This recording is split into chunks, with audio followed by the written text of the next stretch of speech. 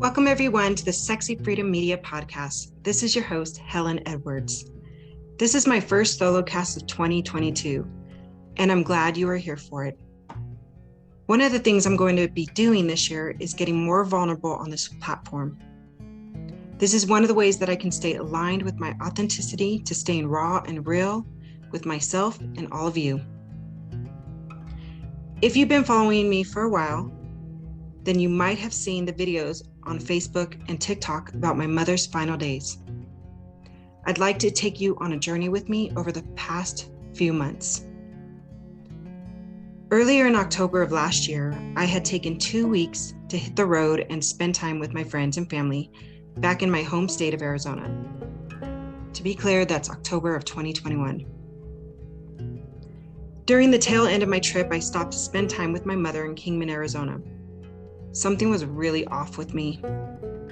I had to return to Wyoming and I was having a really hard time leaving Arizona again. I kept telling everyone I felt like I was grieving something. I kept saying that I was possibly grieving Arizona since I've lived there for 16 years, and all of a sudden, I found myself living in Wyoming for a year. Back and forth actually between Arizona and Wyoming. But I'd been back and forth so many times throughout the last year that I didn't understand why I was now feeling this grief. I kept telling my mom I feel slightly depressed and super sad, and it was really hard to shake. And for me to feel depressed is really unusual. My mom, being the caring mother she always was, just listened and loved me right where I was. She'd say, "All right, well, maybe we just need to go somewhere today." So we did. We just go get juice and sit at the park and just talk about life. Meanwhile, I noticed my mom was in some kind of physical pain. And I'd always tell her, go see a doctor.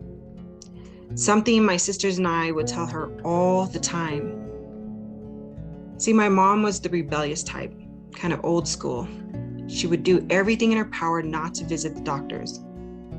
I ended up going back to Wyoming, where I spent a romantic weekend with my amazing boyfriend, Rob.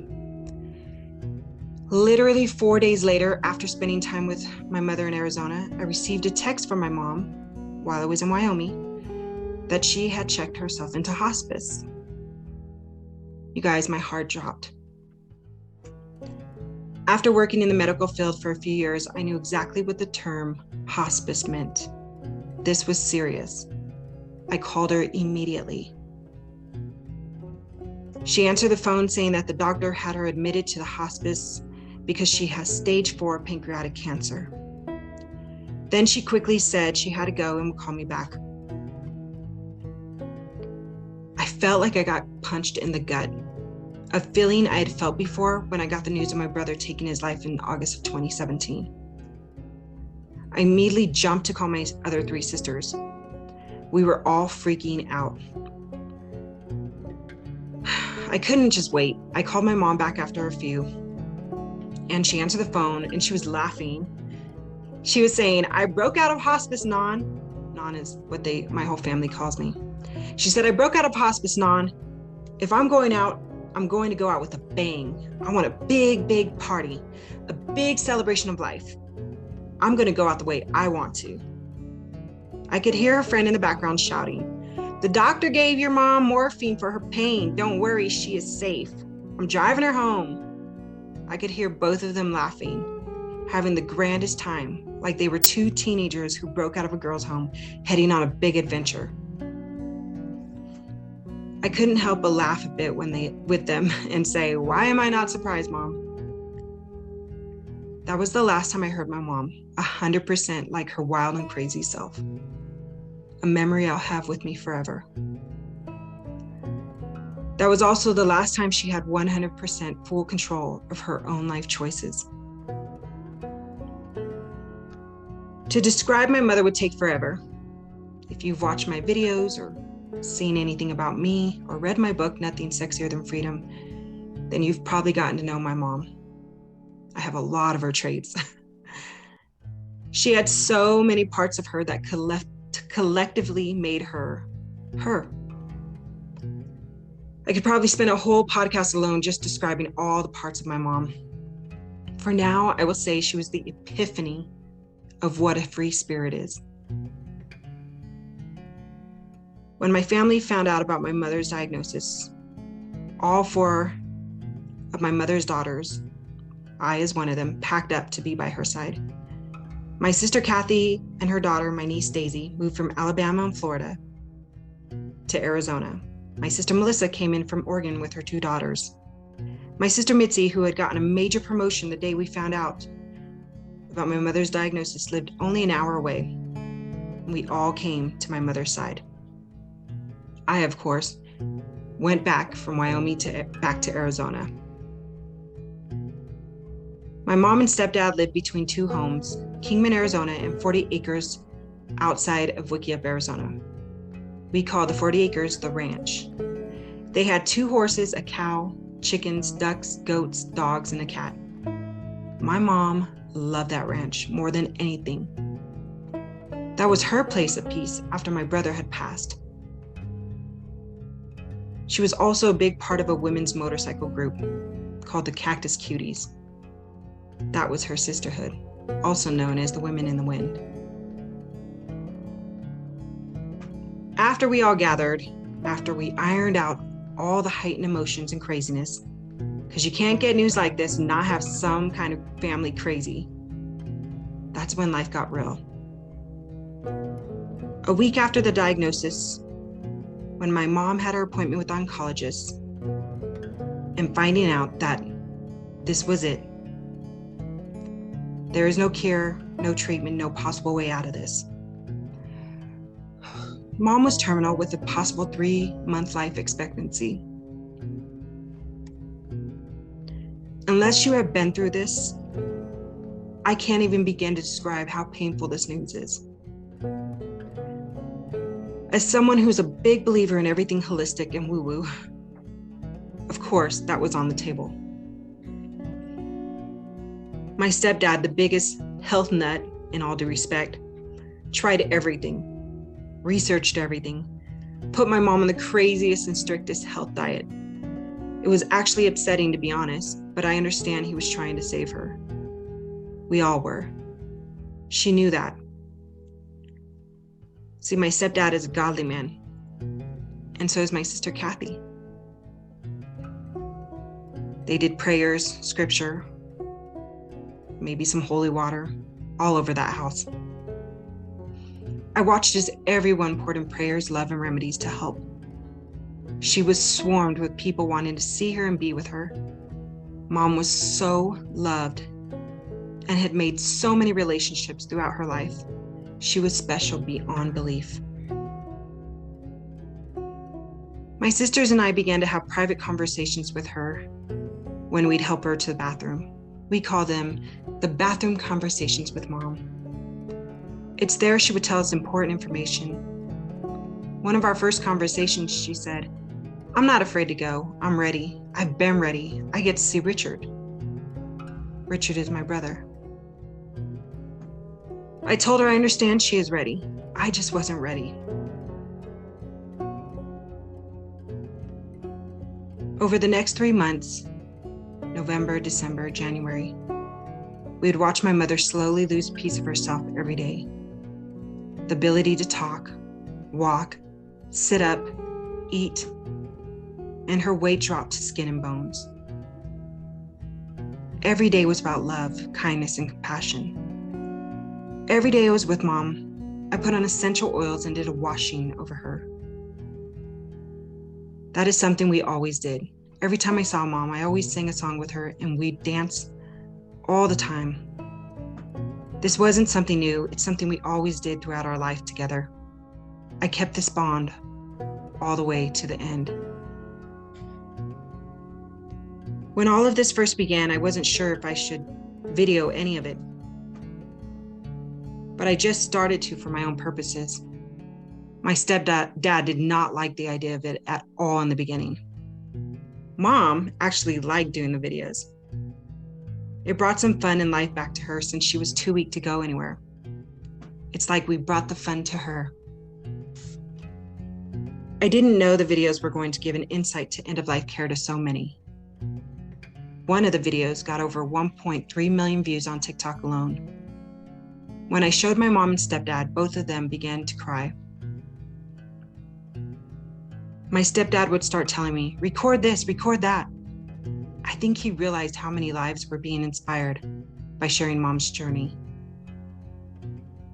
My sister Kathy, my niece, my stepdad, and I all became my mother's caregivers for in-home hospice. We put everything aside, our businesses, our relationships, our social life, everything. The only thing I felt keeping me sane was the daily visits to the gym. I'd tell my sisters, all the sadness and grief energy is coming in, and it has to have an outlet or else it will fester and can be somewhat destructive. Every day with mom was different. Some days she had an hour throughout the whole day for socializing and conversation. Some days she was too ill and medicated to do anything. Some days I'd just sit there and hold mom's hand and tell her about my day.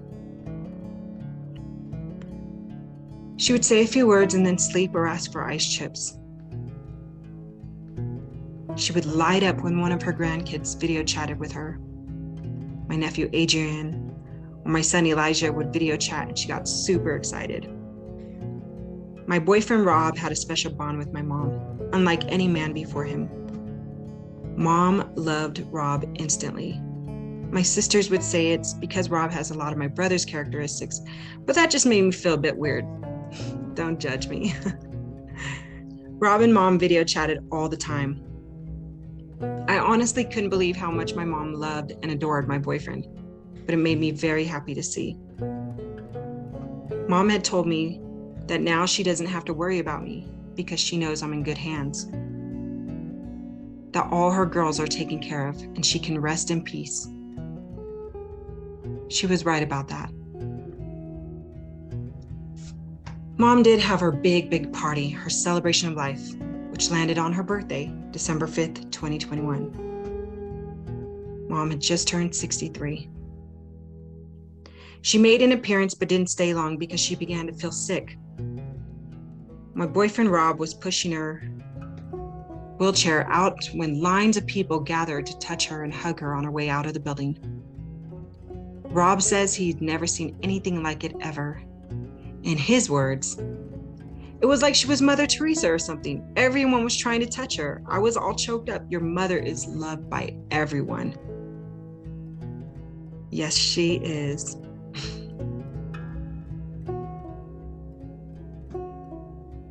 It's been a little bit over a month since mom's passing, and I've come to the reality that I'm still utterly heartbroken. I began to listen to my first book on grief called It's Okay That You're Not Okay by Megan Devine. It's been the book and the words that I needed to hear while going through this. Learning to be okay with my sadness and grief. Learning to let go of the idea to get over it or find joy in pain or be thankful for the time I did get, but instead allow myself to be sad and allow myself to experience and live alongside this grief. I can still love myself, still find gratitude, still find smiles and good times, but also grieve. Because honestly, I just don't want to get over it. My mother and I had a very close relationship. She was my biggest cheerleader and my go-to for all my secrets and stories. I probably talked to my mom every day. And the days I went without talking to her, it was really weird. Last month, I had a girls' weekend trip in Prescott, Arizona with some of my closest friends. I kept it real from the jump, saying, I'm not okay. I'm having a hard time right now. But that doesn't mean we can't have a marvelous time. And we did have an epic weekend. I'm learning to live with my grief again. One thing I've realized is that grief changes you, and it should change you. Someone you love is now gone. Taking part in caring for my mother in her final days has definitely changed me. I was always hustling, trying to make big moves and get ahead. When I dropped everything to spend time with my mom, I realized I would drop anything for the ones I love. I would live out of my car and eat 99-cent tacos if I had to survive to be close to my loved ones for their final days. There is no doubt in my mind or myself that I am not capable of rebuilding. Therefore, the price to pay to be with my loved ones is little in comparison to the limited time I get to spend with them. I understand not everyone thinks the way I do, and that is okay. In fact, I don't care who thinks like me or not. Spending time with Mom, watching her bravery through her final days, showed me not only the strength in living, but also the strength in dying. I got to witness and live with her along the journey. It's true. In the end, it's not stuff or wealth you take with you. It's the presence of your loved ones around you. It's people who make your end of life good or miserable.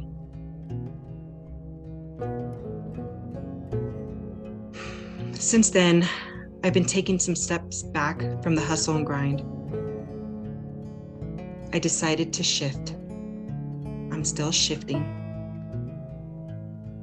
I'm reviewing my relationships and wanting to pour more of my energy in creating memories with all of those who I love. I want to build my life and dreams with my partner. I want to laugh more with my friends and spend more time in nature and adventure. Watching my mom ask to just go put her toes in the dirt outside made me realize the simplest pleasures of life. That one day, the trip to the coffee shop where she ordered not just one, but 2 hot cocos was everything to her in December. I can still close my eyes and see every moment spent with my mom like it was yesterday.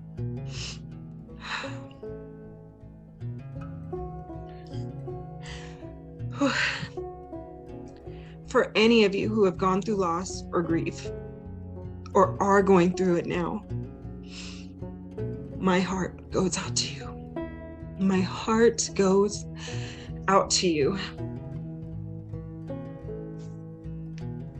It is very true what is said. The true cost of love is loss. Oh, how that sucks. It sucks. I think of all the people I love, my sisters, my family, my friends, my son, and I hear myself say, I can't imagine. And this instantly brings my memories of myself back when I said the same exact words about my mother, about my brother, about my father.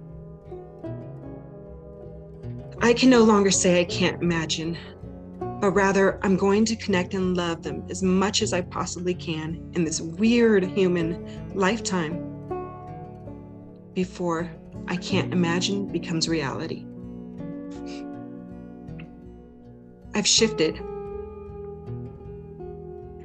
I've spent some time alone, reviewing my life. I began to draw my energy back to myself. I've had to make some hard and tough decisions these past few weeks with my ongoing projects. I've had to cancel some big projects, discontinue some projects that I've invested tons of money and time into. I began to let go of ideas and plans that I held on to for so long, so I can recalculate my energy. I've realized how important it is to return to myself, my glow, my compassion, and rituals. This has changed me, and I'm okay with it.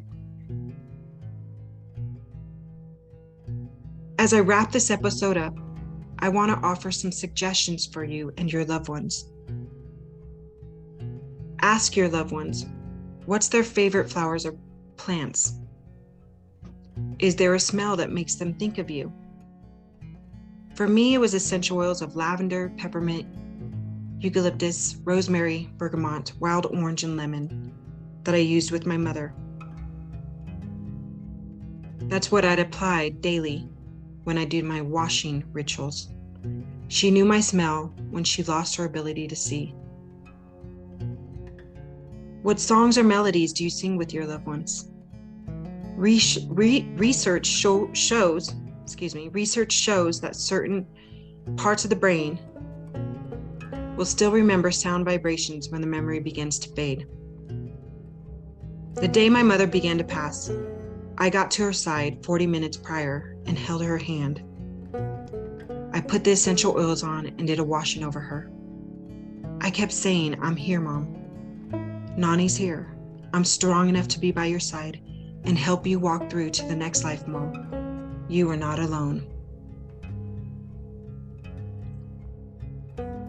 That day she had the death rattle, which is a type of breathing that is a sign of active dying of a loved one. It's a loud breathing sound. She also had a fever and a rag on her head. I began to wipe her gently with a rag, soon putting the rag to the side and blowing on her face, caressing her hair to the side, repeating an Apache chant.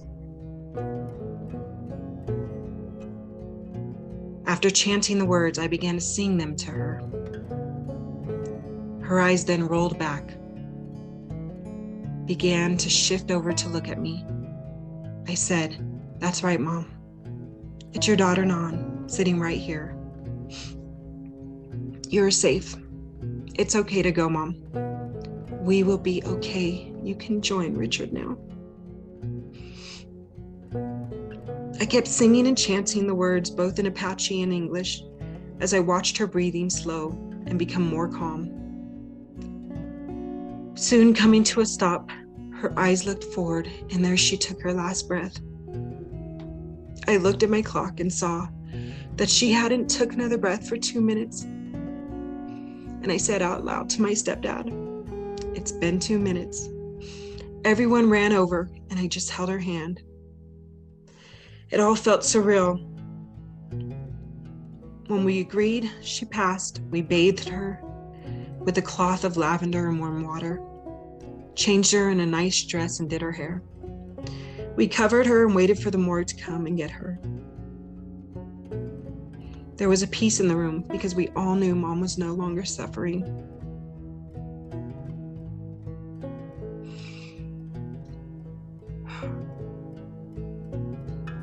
I'll end this part 1 of my journey with grief of losing my mother. I'm going to do 2 more episodes about this journey of grief. And I invite any of my listeners to email me if you'd like to share a little portion of your journey as well, or even just send an email of a review, or if you just like to say something to a loved one who is going through a hard time or going through their final days. We'd love to hear from you and share something out to the universe about you and your loved one. You can email me at SexyFreedomNow@gmail.com, or you can click the show notes and the link is in there, and go ahead and contact us. We'd love to hear your review. I just want to say that grief, loss, sadness, it does need to be talked about more. And I'm opening that door up to talk about it and sharing my own story so that all of you out there know that you're not alone. Grief is very much a part of this human experience. I love you. I'm going to end it by saying follow and subscribe, and the link in the show notes for more. Stay tuned for part 2. Thank you for all the continued support and reviews, friends. Till next time, Ahia.